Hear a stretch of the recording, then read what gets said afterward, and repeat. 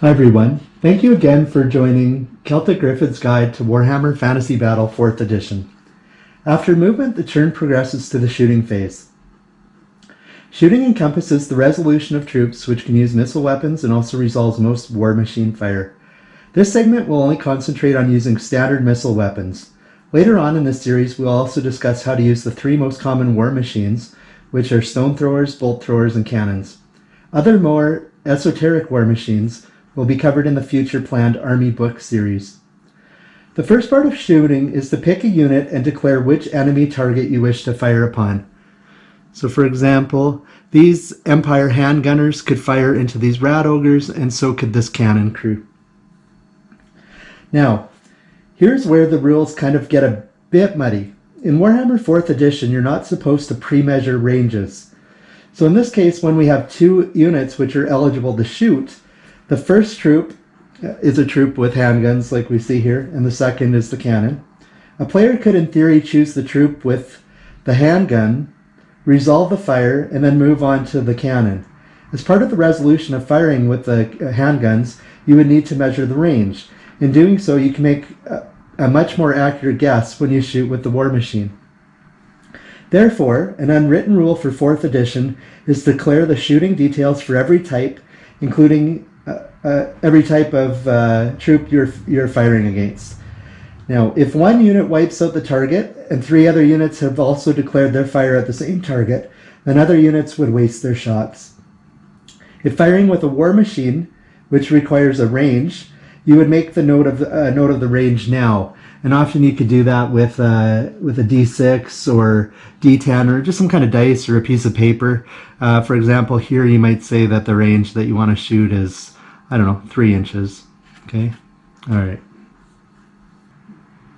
Now, when firing with a war machine, just a really quick note on this, it's often easy to declare 3 inches towards the front of this unit or 3 inches towards the center of the unit. If the unit it's firing against has a large amount of troops in it, it's probably best just to go towards maybe the center of the unit. But you can do whatever you want. Whatever convention works for you is fine. Just be consistent throughout the game.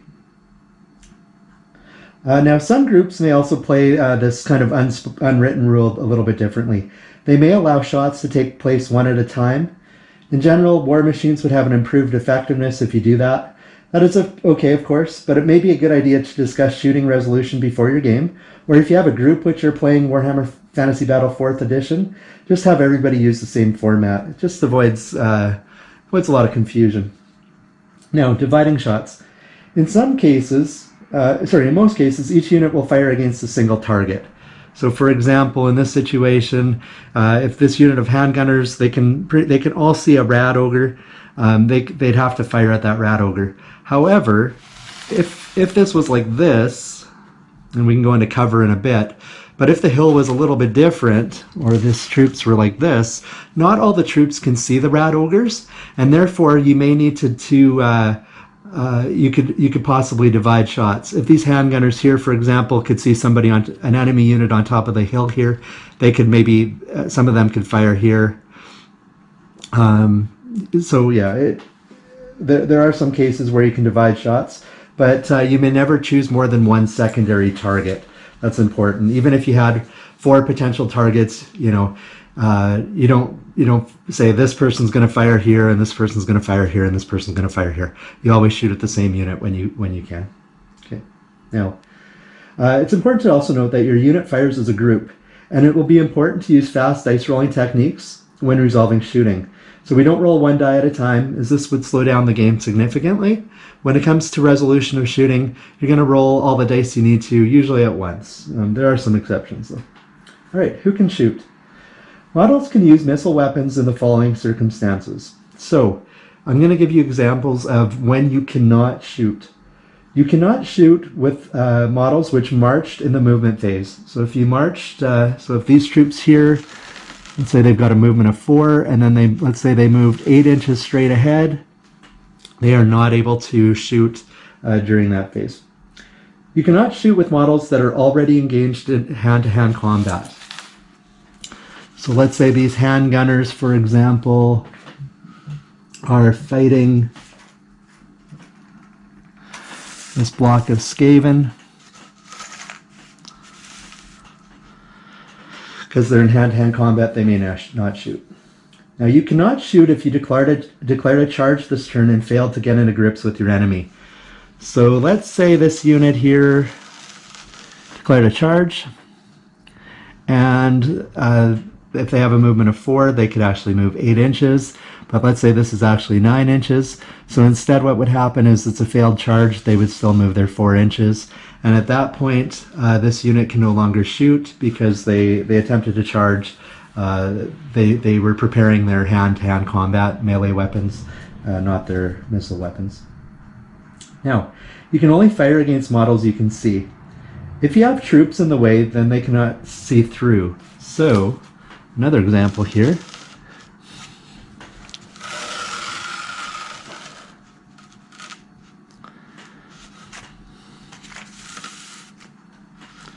This unit of this unit of handgunners wants to fire at this unit of Skaven here. They cannot fire through another unit of troops. Now, in this case, the frontage is a little bit different. You have a wider frontage here with your handgunners. I don't know if you can see that, hopefully. You have a slightly wider frontage with your handgunners. And technically, if you check some arcs, you might be able to get a shot. It's really up to you. You check the arc here. You might be able to get 2 shots there if your opponent's being generous. Okay. In general, hills, buildings, large boulders all block line of sight. Now you may have to get down and look at the view from the model's perspective. If you're not sure, decide with your opponent and come up with a decision. If you both cannot come to an agreement, then roll a die. In general, it's best to be generous to your opponent. We're playing this game for fun.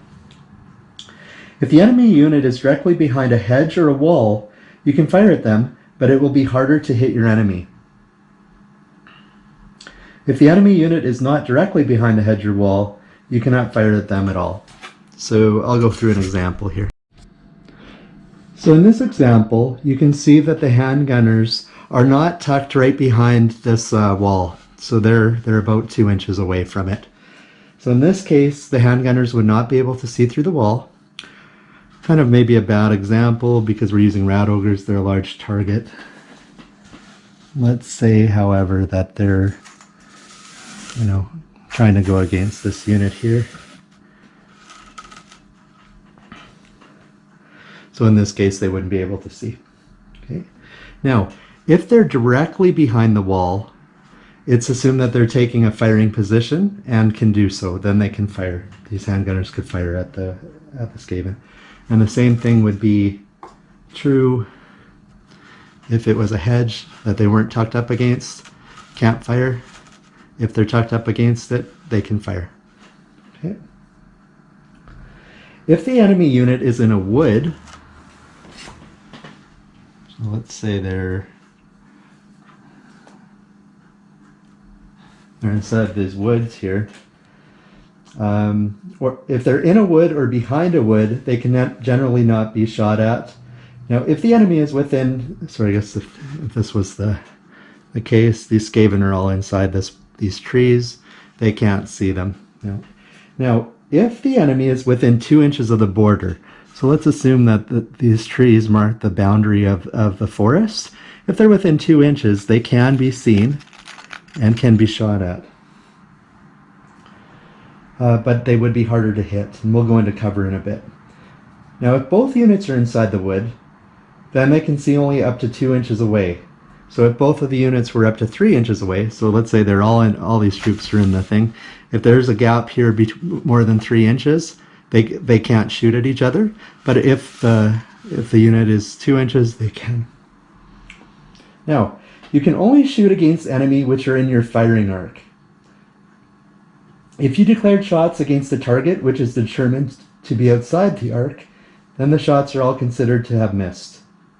Now again, the way to determine your firing arc, I dropped it, 1 second, is to use a little tool such as this.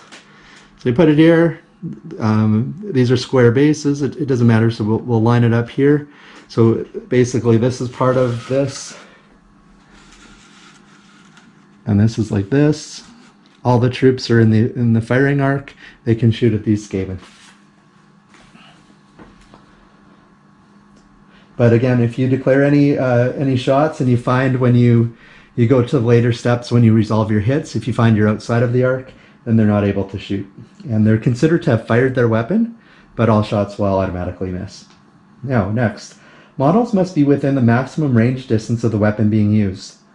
So if your target is beyond the maximum range, all shots are considered again to have fired, and they also are considered to have missed the target. Now, when you roll dice for shooting troops, only the front rank gets to shoot. So in this case, there's 1, 2, 3, 4, 5, 6, 7 models. All 7 models, you'd roll 7 dice. Now, if these troops, excuse me for a second, were on a hill, so here they're on the hill, in this case, they would get a second rank. Now, even though the hill is a flat terrain feature here, it's assuming that the hills have slopes, kind of, starting here going up. We use flat hills in Warhammer Fantasy Battle because it's way easier when you're using with rank and file troops. If you're playing something like 40k, you can have a hill that is, has a lot of contours because they're individual models. But in this case, you would be able to fire with the first 2 ranks. Now, some weapons may have additional shooting restrictions. So for example, one of those examples is crossbows. Excuse my reach. Again, we'll go back to our trusty dwarves. Crossbows, for example, may not move and fire. So if they turned this turn, let's say they all turn to face this direction, or if they wheeled, or if they even moved, an inch forward, they can't fire those weapons. Repeating crossbows may fire twice, but it's a -1 penalty for both shots. Handguns cannot move and fire, can only fire once every other turn. And even though it's strength 4, it gives -2 penalty saves. But I'm kind of getting ahead of myself here. We can go into the weapons later on. After all shots are declared, you can then start to resolve the shots in any order the active player chooses. So you're going to choose a unit or an individual model with a missile weapon, or you can choose a war machine. Now we're going to cover the shooting sequence for the missile weapons next. So each unit has to go through the following checklist. First of all, determine how many dice to use. Each model in the front rank with a missile weapon rolls 1 die. So in this case, we'd have 1, 2, 3, 4, 5, 6 models firing. In this case here, there would be 8 models firing.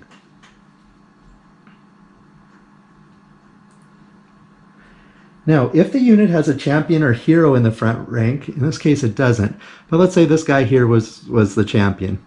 If he does, he may have a different statistic, so you would want to roll 7 normal dice, and then you would use usually a different color die to distinguish the champion, because usually they have a 1 point better ballistic skill score.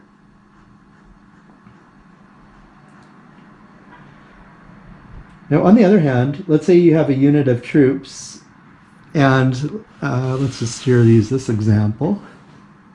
Here we go. Let's say you have this unit of troops here, but let's say this regular trooper hasn't been joined by the unit, and instead it has a champion with a handgun. If this is the case, this champion would be the only person to fire, but when it comes to your next declaration, you would say, okay, this unit's going to fire at this target, but of course you would only be able to fire with a single handgun.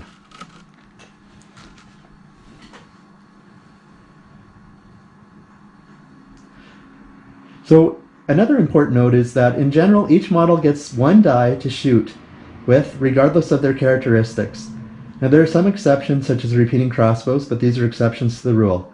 The model does not use the attack value, the A value on the profile, for determining the number of shots fired. Each model with a bow gets 1 shot. Each model with a handgun gets 1 shot. Each model with a javelin gets 1 shot. Even if they think they're legless, they're certainly not. Okay, after you put your dice aside for the number of dice you're going to roll, you need to check your firing arcs. So as stated a little bit earlier, each model has a firing arc, and if they're a square base, using a template like this is always best. You can determine if the enemy unit is within the arc. Now, if it's a cavalry base, however, bring up these guys here. Cavalry base, even though it's a longer, I don't know if you can see here, the base is not a square, it's a rectangle. But what we're going to do is we're going to use the end point still, and we can still use this template. Let's move this slightly. We can still use this template to determine the firing arcs. It's always good to make a template like this. Now, if the target is completely outside of the firing arc, all shots are considered to have been fired and also considered to have missed the target. If the target has a few models which can be seen inside the firing arc and others which are outside the firing arc, rules don't really clarify the situation. In my games, we typically play if even one enemy model can be seen, the unit can fire on it and will suffer full casualties. Other groups, however, may play this differently, where only models in view can be killed. So, again, going back to this example, we have these dwarfs that are tucked behind this hill. Let's say the Skaven are partially obscured. I don't know if you can see from this angle or not.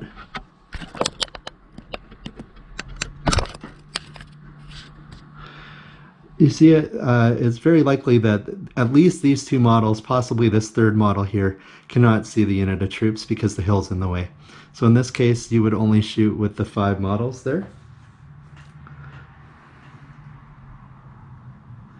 Now, if this troop was over even further, and the wood was like this, so you might only be able to shoot with 1 or 2 models. But as long as they can see one unit in the enemy unit, it's assumed that those models can damage those troops. So in essence, there's really no right or wrong here. If the target has a few models which can be seen inside the firing arc and others which are outside the firing arc, the rules don't clarify. So in my games, we typically play that if even one enemy model can be seen, the unit can fire on it and will suffer casualties. Other groups, however, may play this differently, where only the models in view can be killed. So in this case, it's not a good example, but you could have a situation where maybe you can only see one Skaven here. So let's say this was its own troops here. I don't know, let's just say that this was its own unit. And let's say that only one model can be seen. So some groups may play that you can only hit that one model. I don't recommend that, however. There's no right or wrong, but I certainly don't recommend it because it causes more arguments, and it also causes rules lawyering, and it slows the game down greatly. So if you can see one model, just be able to shoot at the whole unit. So the next thing that you do after you check for the firing arcs is you move on to range. Now each model has a maximum range.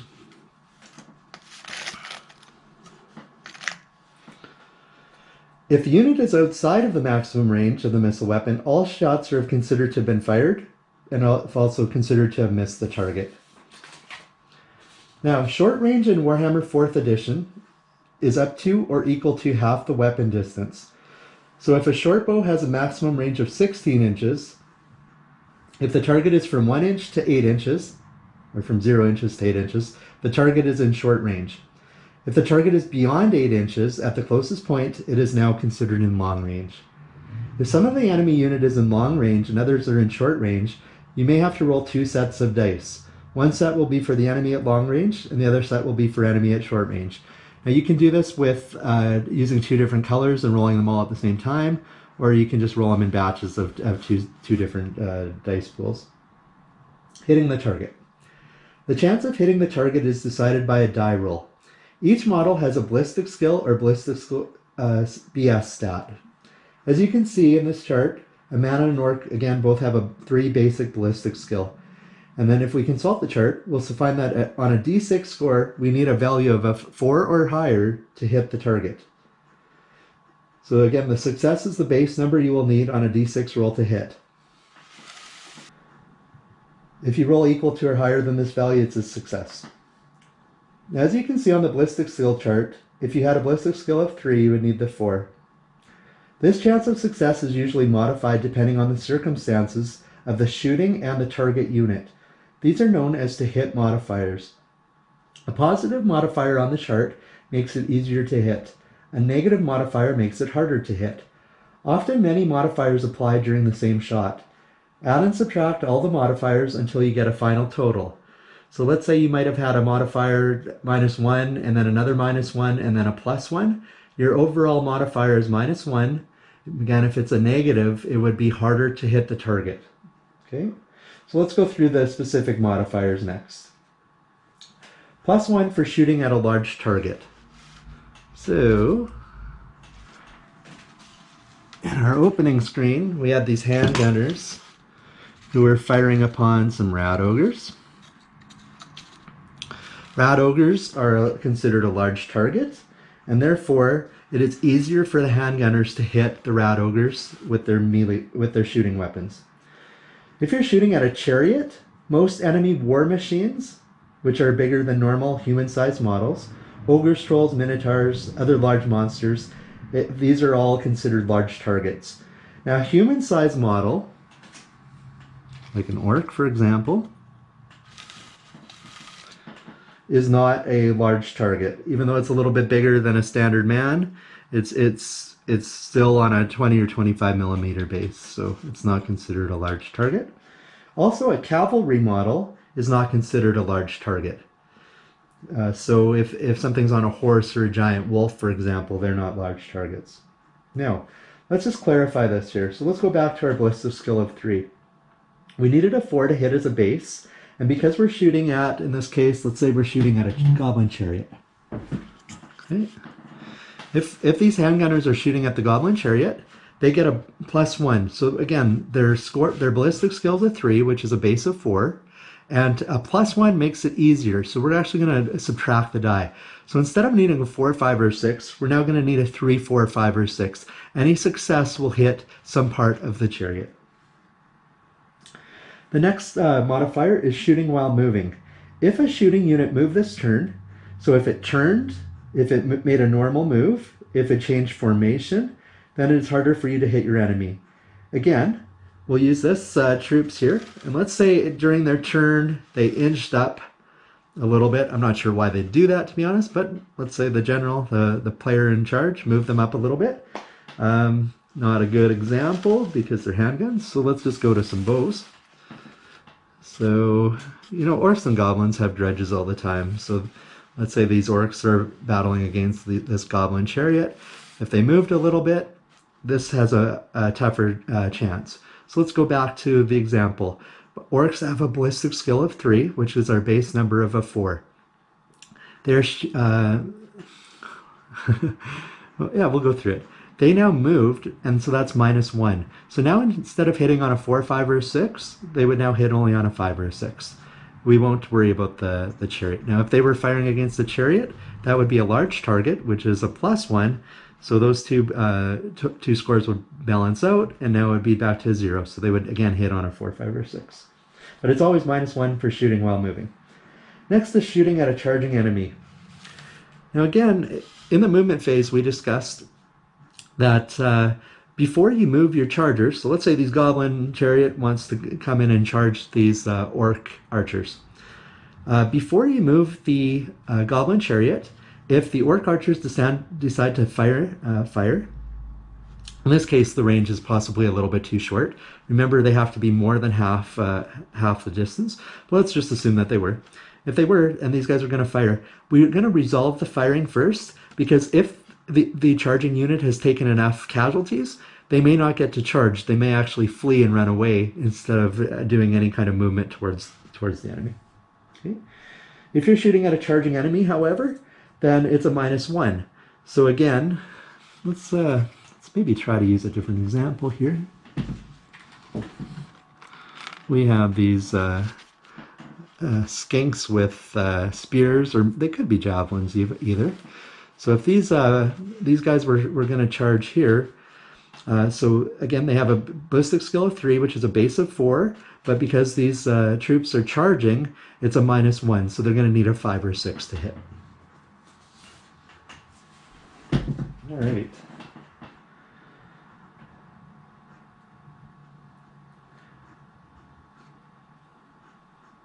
Let's just quickly... No, we won't go into that yet here. Next, shooting at long range. It's a -1 penalty. If your enemy is at long range, it's harder to hit them. If you have enemy models in both short and long range, again, you have to roll 2 groups of dice. The enemy which are at short range, just shoot normal. There's no penalty for being in short range. But if you're in long range, then you have a -1 penalty. Now this could happen, for example, let's say you have this long, let's say this unit of troops is kind of at an oblique, slightly different angle. So let's say that these, up to this guy here, were all shooting at these skinks, and they were in short range. These would roll, these 4 models would roll a pool of 4 dice, and they would just they would need a 4, 5, or 6. Let's not assume there's charging or anything else going on. The other models over here would need would have a penalty of -1, so they'd need a 5 or 6 to hit the enemy. Next, shooting at a character model. Now, when we say a character model in this instance, it could be just a single model that's on the battlefield for some reason. It could be I don't know, like a single guy like this. Let's say I don't know. Let's say that this is a hero here. Whenever you're firing at a single model, that model gets it's harder to shoot them, and so it's a -1 penalty. Now, this only applies to human-sized models. Now, there's also a debate on whether this applies to a human-sized cavalry model. So let's say this was a hero here. The orc archers wanted to, or bowmen wanted to shoot at the hero. Now, the rules don't really state whether that the single model, the individual model, is can be a cavalry model or just a regular human-sized model. So now it could also be a goblin on a spider, for example, or a wolf. So you may want to discuss this with the group. I recommend that a single cavalry model gains the benefit.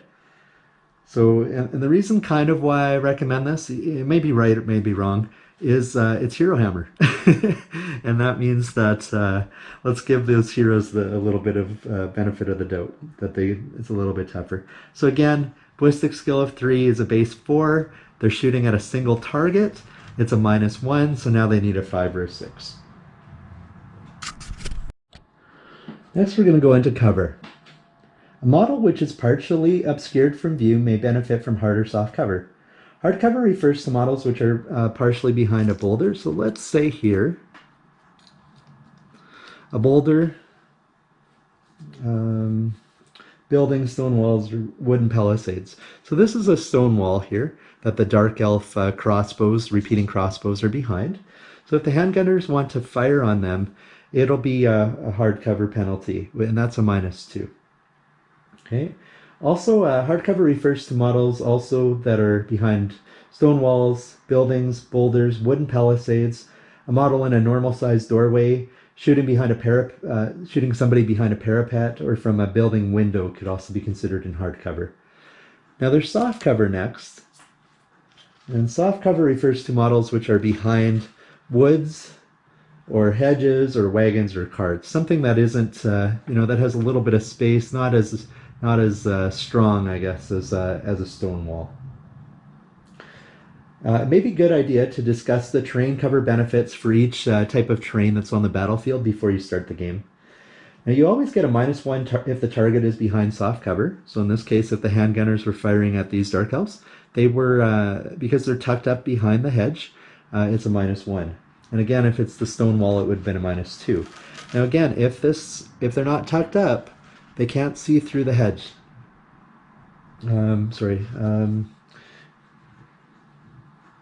Because they're not, the hedge is kind of blocking the view in this case. Now that's also a corner case as well. Some players will say, yeah, the hedge, you know what, we'll just give them a -1 penalty. But again, if it's like this, they can't really see. It's assumed that they can't see through the wall, even though you can possibly see their head and stuff, because they're not tucked right up against it. But again, if you want to change this rule, you certainly can. All right. Once you have the final value, so you're going to add up all your modifiers, subtract all your modifiers, and you're going to get a final number on the d6 that you're going to need to hit. You're going to roll all the dice, and each success has a chance to wound the enemy. So Warhammer is it's basically a three-stage, three roll stages before you determine if an enemy is killed. First is to hit, second is to wound, and then troops may get an armor save. Okay. So, anything that hits, we're going to set those dice aside. So let's say these guys shoot at the Dark Elves, and let's say they hit with 4. Oh, that'd be generous. Let's say they hit with 3 dice. Okay. So next we're going to find out if we're going to wound the Dark Elves. So in order to find out if we are going to wound something, we're going to compare the toughness of the enemy, which is the toughness value on the profile. In the Dark Elves case, they would have a toughness of 3. And we would cross-reference the wound chart. We'd look at the strength of the weapon. So let's just go back to some normal bows. Let's go to a more classic example here. Here we have some Wood Elf cavalry bowmen, and they're firing against these Dark Elves. Okay. And let's say these Wood Elves just have regular bows. They don't have long bows. Okay. So we're going to pick up all the dice which hit, and then we're going to look at the wound chart to compare the strength of the weapon versus the toughness of the enemy. Now, many missile weapons have a strength of 3 or 4. So again, if these had a strength of 3, if they're using just a regular bow, it's a strength of 3. Now, the target has a toughness of 3. We're going to compare the details on the wound chart, and in this case, we're going to find we need a 4, 5, or a 6 to cause a wound. Now, on the wound chart, if the value, when you compare it, has an N, that means that there's no chance of causing a wound to the enemy. Once you determine how many wounds have gone through, next you get to see if the enemy unit gains an armor save. And here we have an armor save chart.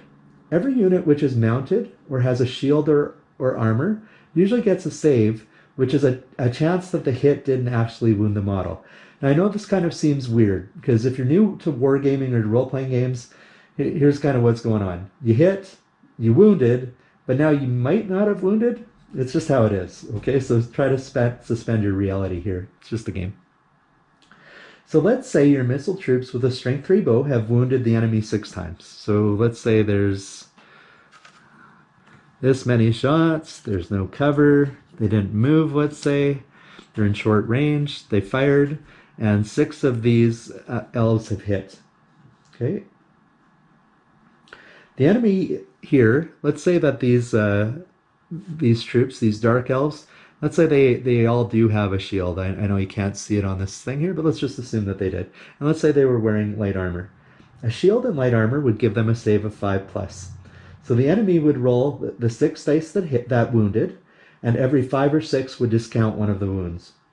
So just like we modified to hit rolls, we may also have to modify the armor saving roll as well. Each value above 3 on the strength of the missile weapon that was shooting adds a -1 penalty to the armor roll. So here's the saving throw modifier chart. So let's say instead of troops with bows,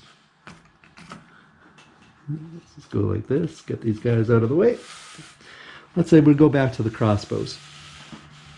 The dwarves are going to fire the crossbows here. The crossbow actually has a strength of 4, and this is a -1 penalty towards the armor save. So the Dark Elves would now, instead of saving on a 5 or higher, would only save on a roll of 6. A weapon with a strength of 4 is a -1. A weapon of a strength of 5 is a -2, 6 is -3, and it goes on from there. Now, any models which did not save are now removed. Now, even though it is more likely that the front rank of the enemy will fall first, we're going to remove the models from the back of the unit instead. This helps us avoid having to reposition or adjust any movement trays. So in the case here, let's say they lost 3 troops. They didn't make their saves after being fired upon by the dwarves with crossbows.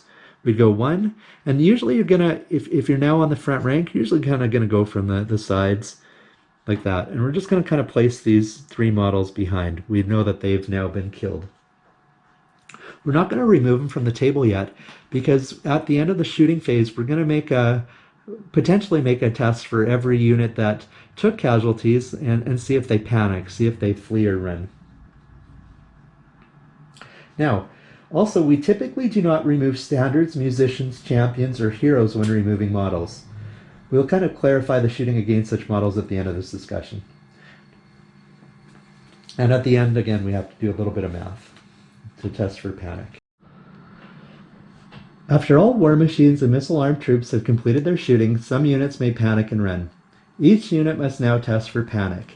If the unit sustained 25% or more casualties this turn, based on its starting number of models in the unit at the beginning of the shooting phase, it must roll 2d6 against its leadership quality.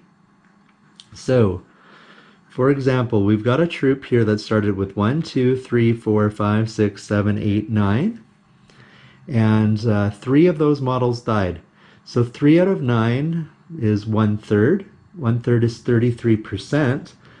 In this case, this unit would have to test against their leadership. So to test for make a leadership test, you're going to roll 2d6 for this troop, and they have to test against their leadership value.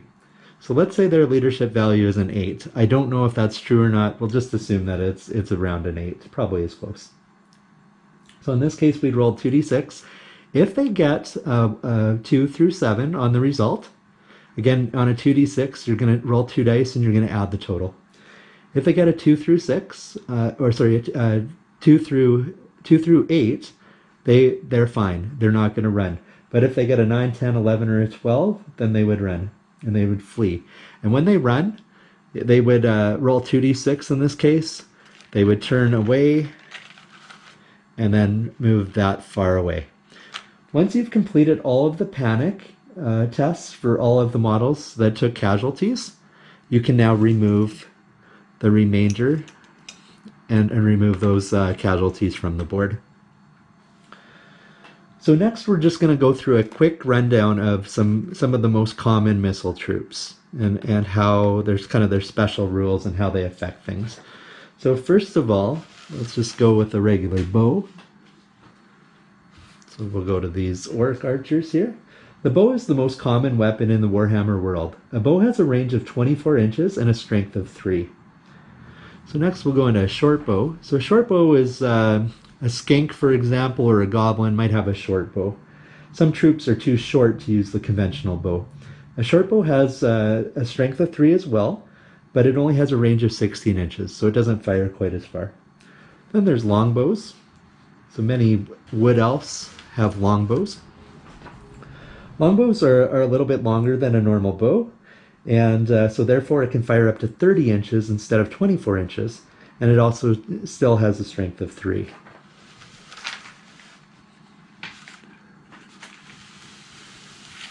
Next we have some crossbows.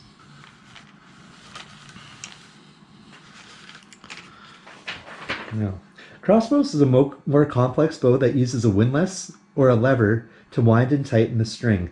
It has a range of 30 inches and a strength of 4. Troops cannot move and fire with a crossbow in the same turn. So again, you cannot move at all if you're going to fire with crossbows.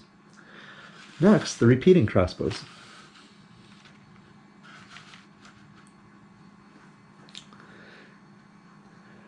Repeating crossbow is a lighter, less powerful crossbow. It has a range of 24 inches and a strength of 3. Now, a little bit different than a regular crossbow is, first of all, you can move and shoot with a repeating crossbow. It doesn't have any penalty against movement. And you can, instead of firing one shot, you can fire a double shot. So in this case, you've got 1, 2, 3, 4, 5, 6 Dark Elves in the front rank. They could fire 6 shots without any penalty, or they could fire 12 shots, but each shot is a -1 penalty for the rapid fire. Light throwing weapons.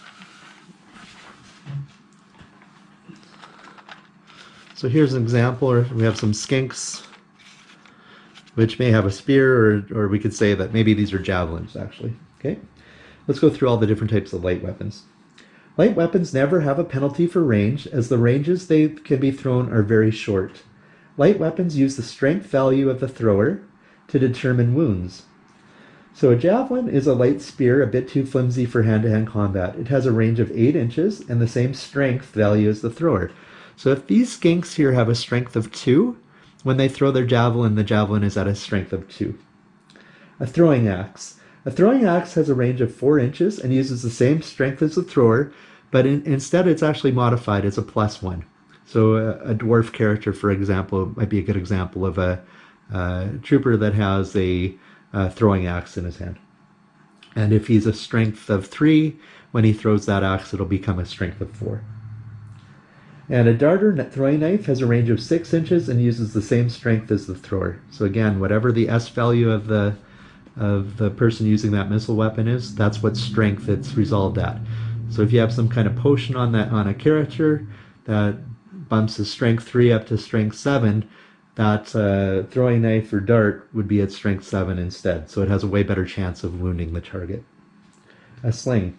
A sling is often a looped piece of cloth or leather onto which a stone is placed.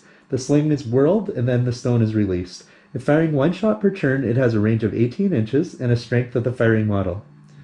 Alternatively, you can fire 2 shots per turn up to half the rate of 9 inches. You cannot fire twice if using a stand and shoot action versus a charging enemy if you're using slings. Slings are not light throwing weapons, though, just so you're aware. We're kind of complete that grouping. So slings are subject to the regular range modifiers. So if you're longer than 9 inches, then if you're shooting, if your range of your enemy unit is longer than 9 inches, then it would be -1 penalty. Handguns.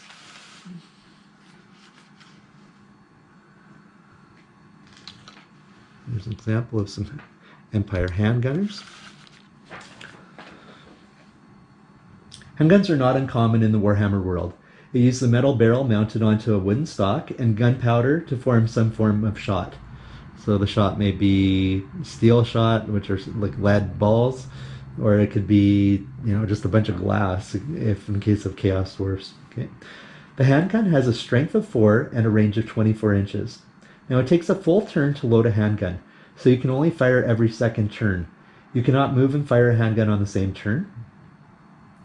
Handgunner units can adopt a 2-rank formation. If they do, this allows the first rank to fire on one turn, and then they actually rotate. The second rank is assumed to go to the front rank goes to the back. You don't move those models, you just assume that happens. And then you can fire continuously with your 2 ranks then. But they can do no other movement during that turn. Now handguns always get an additional -1 to the armor save. So instead of a -1 for the 4 strength of the handgun, it's actually -2 to the armor save. Now pistols are a small handgun. They have a range of 6 inches and a strength of 4. Now the rules don't state any penalties for long range with a pistol. Therefore I think that a pistol can fire up to 6 inches without the -1 penalty for long range. So I actually think it was an oversight in the rules.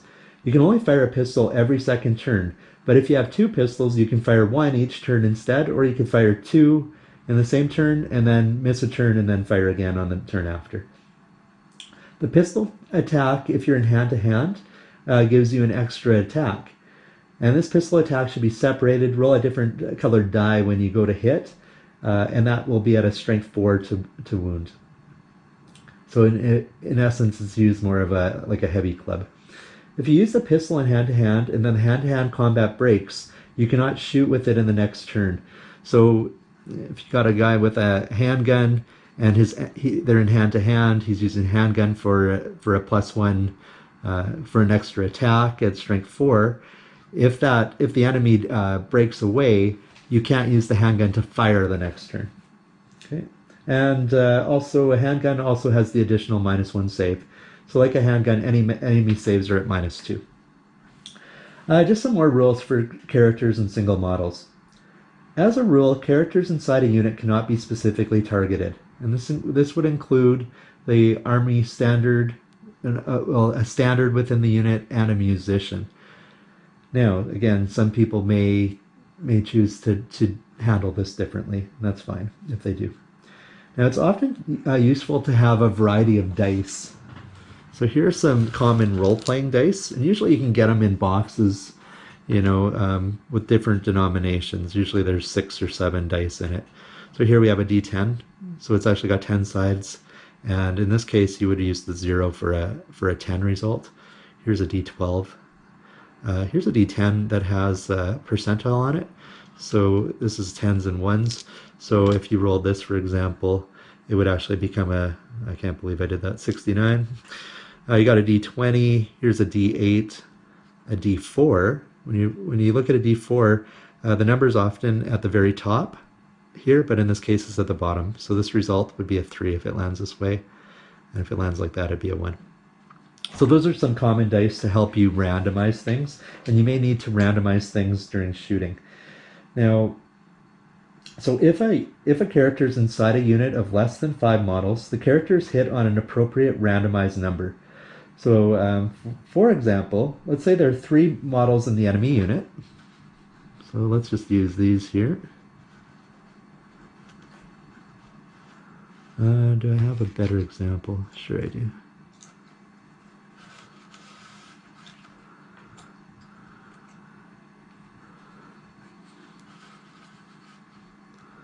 All right, let's say this guy here with the yellow right sleeve is a character, and the guys behind are not.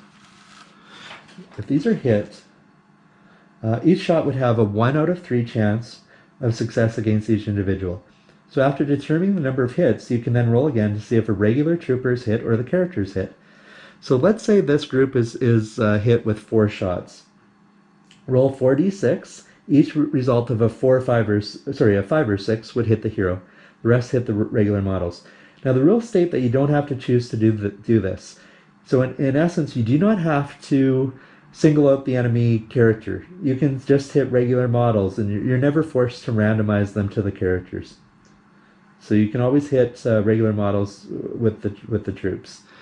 And that again, this is Hero Hammer, so we protect the characters. Anyways, this completes my essay into the shooting phase. Our next part of the series will explore hand-to-hand combat. And again, thank you for watching Celtic Griffon's Guide to How to Play Warhammer Fantasy Battle 4th Edition. Take care and be well.